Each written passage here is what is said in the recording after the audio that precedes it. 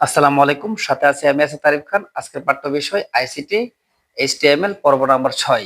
আজকে পর্বে আমরা শিখব কিভাবে টেবিলের ভিতরে ফাঁকা ঘর থাকলে এইচটিএমএল কোড করতে হয়। তো টেবিলের ঘরে একটা ফাঁকা ঘর আছে আর এর মধ্যে একটা র স্পান আছে। তো র স্পান আর ফাঁকা ঘর ফিল আপ করার জন্য এইচটিএমএল কোডটা দেখো কিরকম হয়।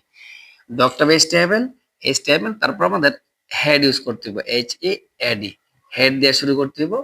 আর HEAD হেড দিয়ে কি করতে হবে, হেড দিয়ে শেষ করতে হবে। হেড এর ভিতরে থাকে কি টাইটেল, TITLE টাইটেল, টাইটেল দিয়ে শুরু করতে হবে।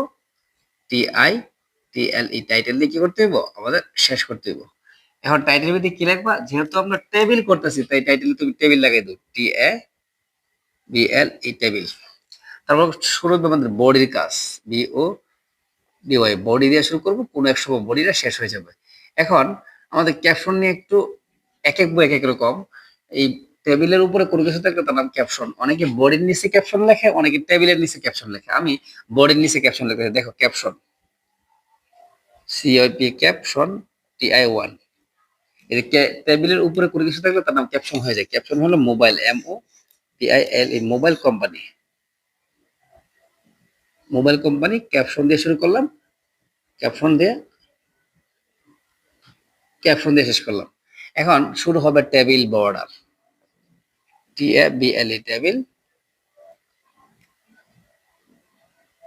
টেবিল বর্ডার আমরা 1 দিব।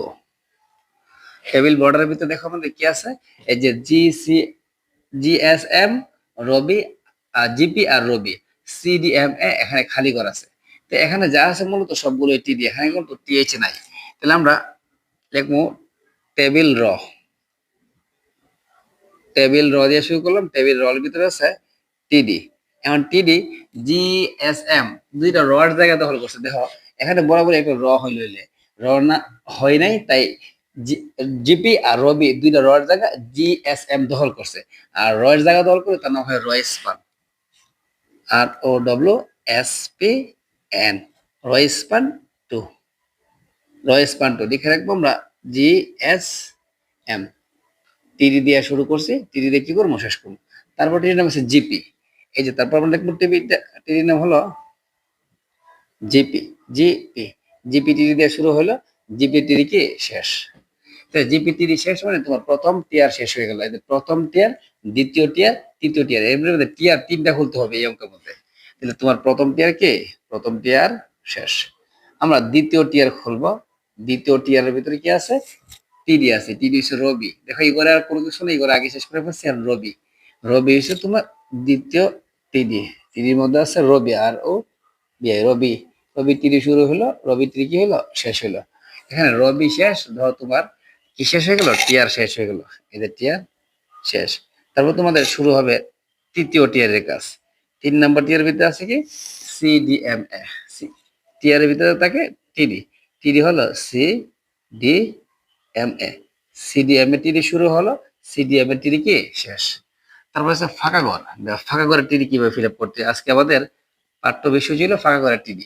টিডি দিয়ে শুরু করব, টিডি দিয়ে কি করব, শেষ করব। টিডির ভিতরে আছে ফাঁকা ঘর।